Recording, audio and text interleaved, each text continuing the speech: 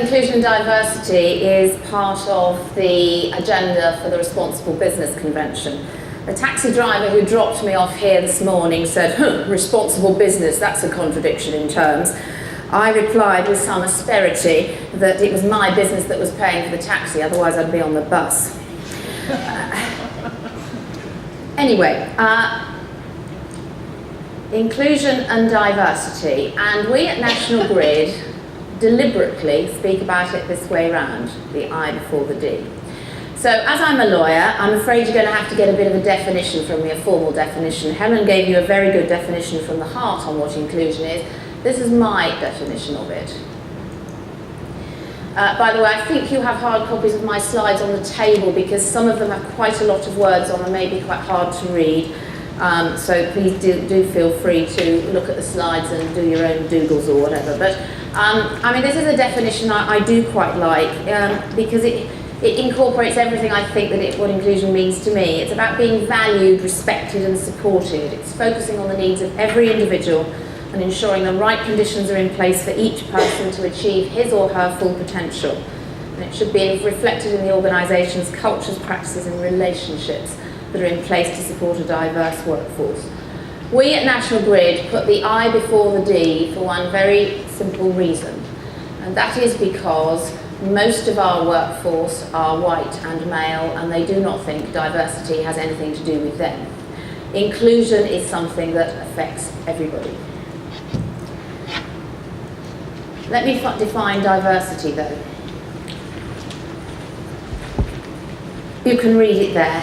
Differentiating groups and people. It means respect for and appreciation of the differences for not only ethnicity and gender, but age, origin, disability, sexual orientation, education and religion.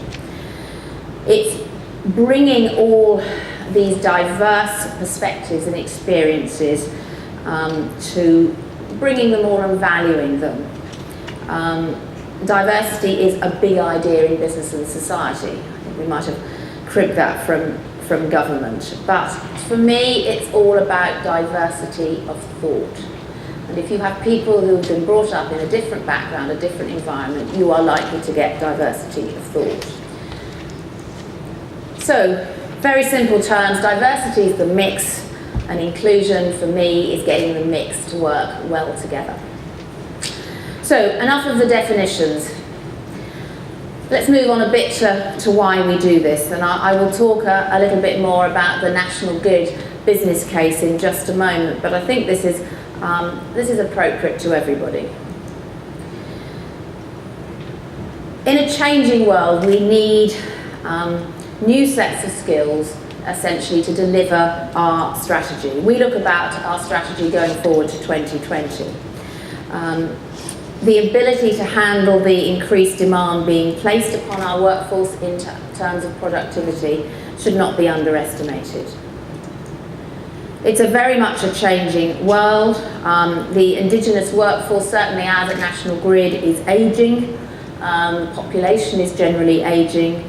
And particularly in the UK, we're seeing a much more diverse society. Helen gave you some of the statistics. We also face an unprecedented rate of change in terms of new technologies. And that's not just about the iPad, which has only actually been in currency for 22 months. I mean, 22 months, that's all. And we're now about to have iPad 3. But for us, it's about smart metering, it's smart grids, it's renewable energy sources. The pace of change is happening hugely. And we have to be able to change with it in order to be successful. At National Grid, you won't be able to read this, but you don't really need to read it. We have a line of sight, which you can see on our website. It sets out our vision, our strategy, and our priorities for our different businesses. And I'm delighted, and I fought hard for this and I won, that as